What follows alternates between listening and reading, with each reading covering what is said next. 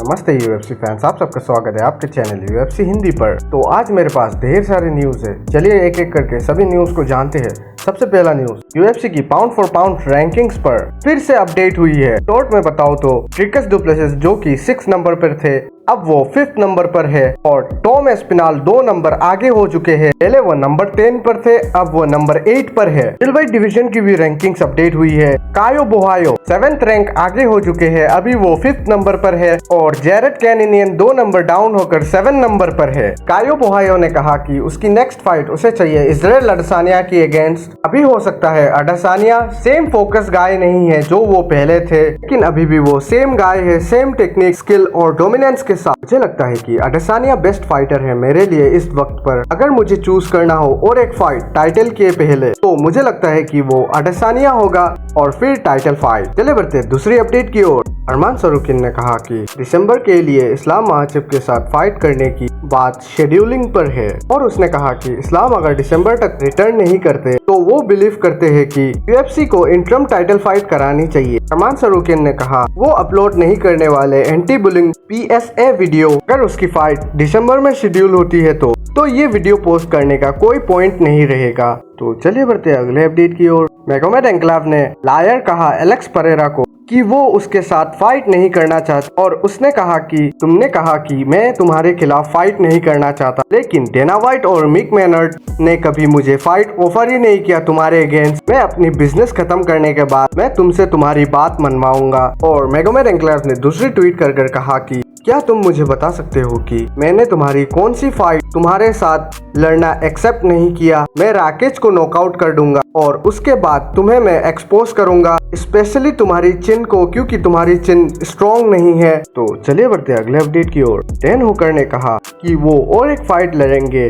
इस साल के खत्म होने से पहले और उसने कहा ESPN SUS ZenZ से कि वो लड़ना चाहते हैं दिसंबर के महीने पर। इजराइल अडसानिया के coach Eugene Bareman Israel Adesanya अपनी दूसरी लड़ाई इस साल के खत्म होने से पहले ही लड़ेंगे। चार्ल्स ओलिवेरा का कहना है कि वो लड़ने के लिए मर रहे हैं और कहते हैं कि उन्हें उम्मीद है कि वो जल्द ही लड़ेंगे। मुझे पता है कि तुम सभी मुझे फाइट करने के लिए देखना चाहते हो और मैं होप कर रहा हूँ कि मेरी फाइट जल्दी ही बुक हो जाए और मुझे उम्मीद है कि आप सभी मेरा सपोर्ट करोगे और मैं अपना ट्रेनिंग कर रहा हूँ और जल्द ही लाइट वेट लायन हंटिंग के लिए निकल जाएगा। चलिए बढ़ते अगले अपडेट की ओर। एलेक्स परेरा को संदेह है कि अडसानिया कम किक ना मारने के कारण घायल हो गया, तो इसी का रिप्लाई देते हुए अडसानिया ने कहा ये अजीब है कि ये आदमी मुझे कैसे जानता है। ये ऐसा है जैसे हमने एक दूसरे के साथ घंटों स्टडी की है और मल्टीपल टाइम्स फाइट करी है। ड्रिकस डुप्लेसिस के जीत के बाद जेरी प्रवास्का मिडिलवेट डिवीजन की ओर जाने की प्रयास कर रहे हैं। मैं इस पर विचार कर रहा हूँ कि अगर अडसानिया जीतता है तो मैं लाइट हेवीवेट डिवीजन में ही रहूंगा, लेकिन अगर ड्रिकस डुप्लेसिस जीतता है तो मैं उसे फॉलो करूंगा। मैं वहाँ चीजों को थोड़ा क्लियर करूंगा और बेल्ट लूंगा। मेरे लिए मिडिलवेट डिवीजन बेल्ट के लिए जाना निश्चित रूप से एक चुनौती होगी और फिर ऊपर बढ़ो। तो चलिए बढ़ते अगले अपडेट की ओर।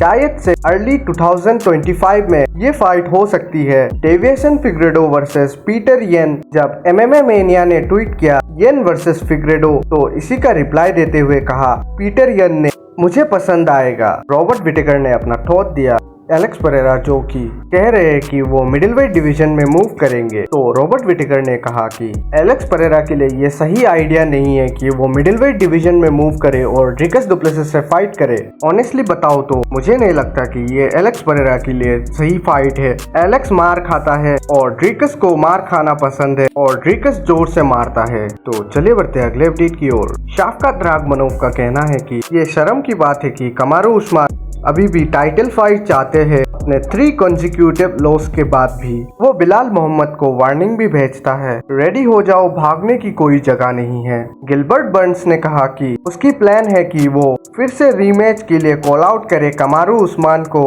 शैन ब्रेडी से लड़ने के बाद, और उसने ये भी कहा कि उसे कोई प्रॉब्लम नहीं है फाइट करने से उसके टीममेट्स और फ्रेंड शाफकात रागमनोव और इयन मचाडो गेरी से, अगर UFC उसे फाइट ऑफर करे तो। गिलबर्ट बर्न्स ने सुना है कि बिलाल मोहम्मद की फर्स्ट टाइटल डिफेंस होने वाली है दिसंबर में शफकात राजमनोफ के अगेंस्ट। जिस तरह से डिवीजन अभी चल रहा है, मुझे लगता है कि शफकात अगला हो सकता है। मैंने दिसंबर तक शायद थोड़ी बातचीत सुनी है, लेकिन ये है कि शफकात राजमनोफ टाइटल फाइट के लिए लड़ने के लिए सबसे आगे हो सकता है। तो चलिए बढ़ते अगले अपडेट की ओर। डेनियल डेविस ने कहा कि वो देख रहे हैं कि अपना रिटर्न वो नवंबर को कर सकते हैं। उनसे पूछा गया पेडी पिमलेट वाली र्यूमर वाली फाइट के लिए, तो उसने कहा उन्होंने ऐसा कुछ भी नहीं सुना है, लेकिन वो मुकाबले के लिए तैयार है। और उसने ये भी डिस्क्राइब किया कि फाइट किस तरह जा सकता है। मैं ऑनेस्टली सोचता हूँ कि एक्सपीरियंस एक प्ले फैक्टर है। मैं सोचता हूँ कि मैं वही आदमी हूँ जो जाएगा और उसे बीट करेगा। तो चलिए बढ़ते अगले अपडेट की ओर। डेना व्हाइट ने